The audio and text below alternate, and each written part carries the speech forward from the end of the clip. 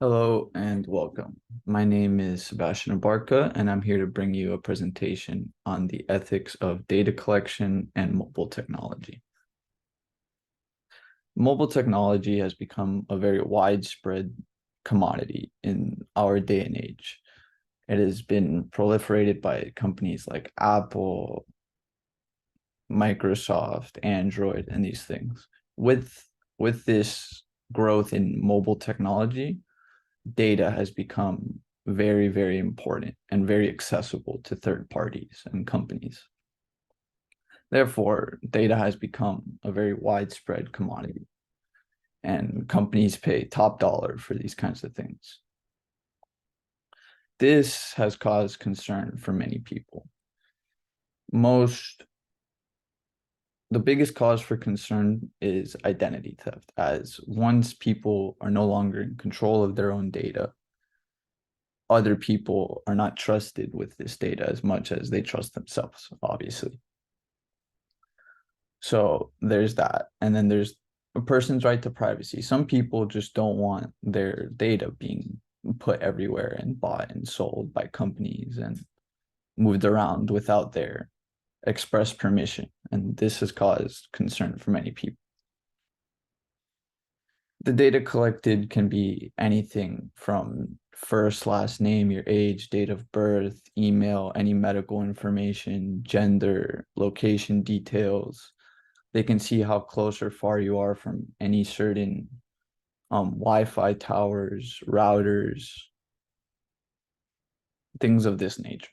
So as you can see, there's many different types of data, and some are more intrusive than others. But there is just a crazy amount of things people can learn about us just through data in our phones. So how companies collect this data is incredibly important. In general, they will ask for your permission. They'll do this through a terms of service and or a privacy policy. These tend to be very long and wordy and very difficult to read, mostly because they're written by lawyers for lawyers. So honestly, they're just very tough to navigate and read.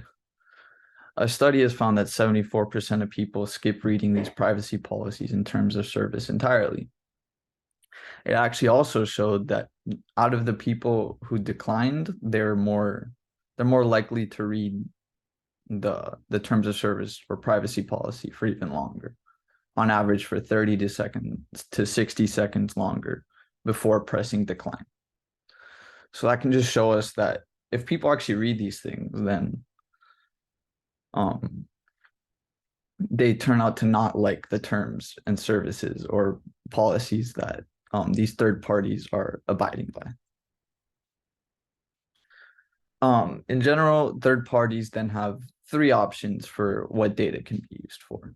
So they can use the data themselves for advertising and marketing purposes. So people like Google, Amazon do this.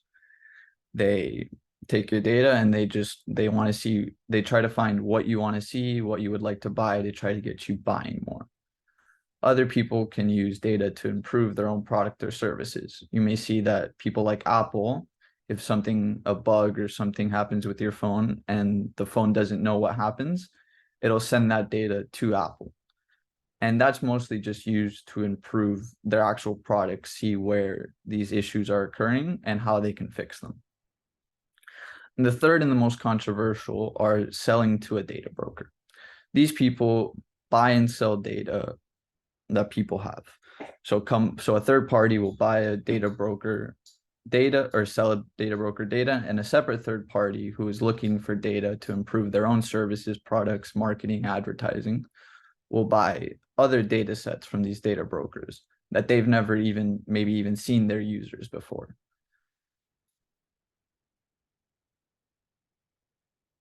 Okay, so it's important we take a look at how these companies, how these third parties operate and under what guidelines they do.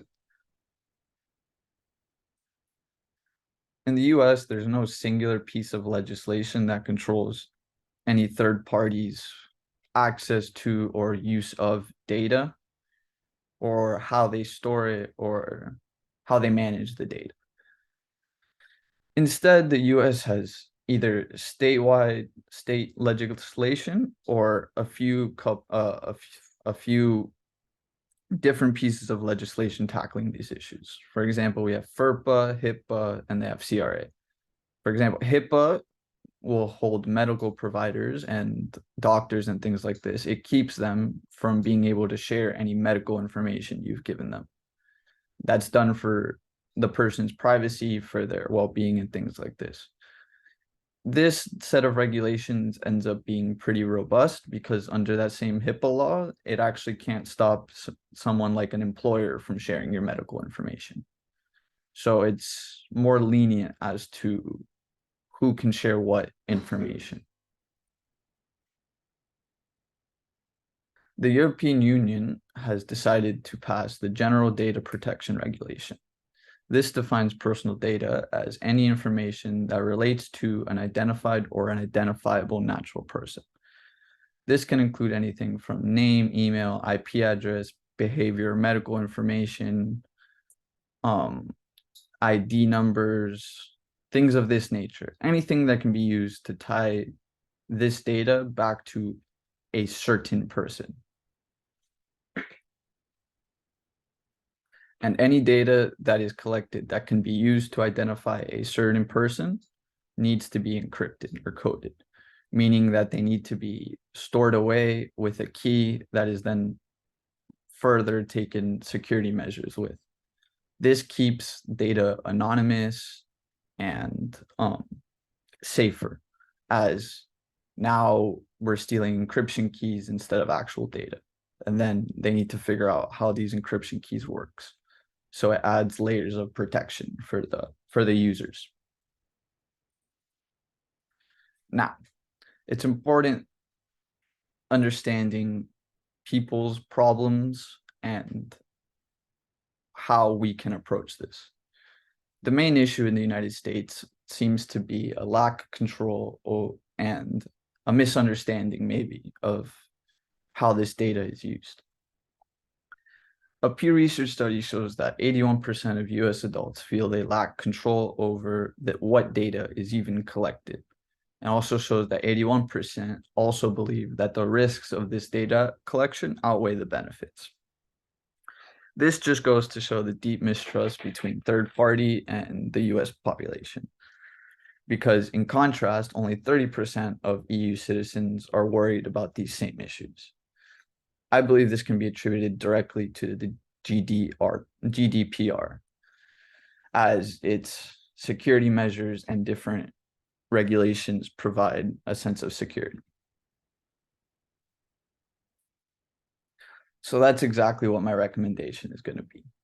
We need to start encrypting data, making it anonymous and unidentifiable. Secure these encryption keys with appropriate measures and make sure that they're safe from identity theft and these kind of things. More transparency with how this data is being used can also help. And third and lastly will be just do not sell data to data brokers. Data brokers just create an entire slew of ethical problems and issues. And more importantly, they give people a sense of uncontrollability and lack of understanding. Because once you add a third party to the third party, it becomes much more difficult to track where things are going, how they're being done, and these sorts of things. Thank you.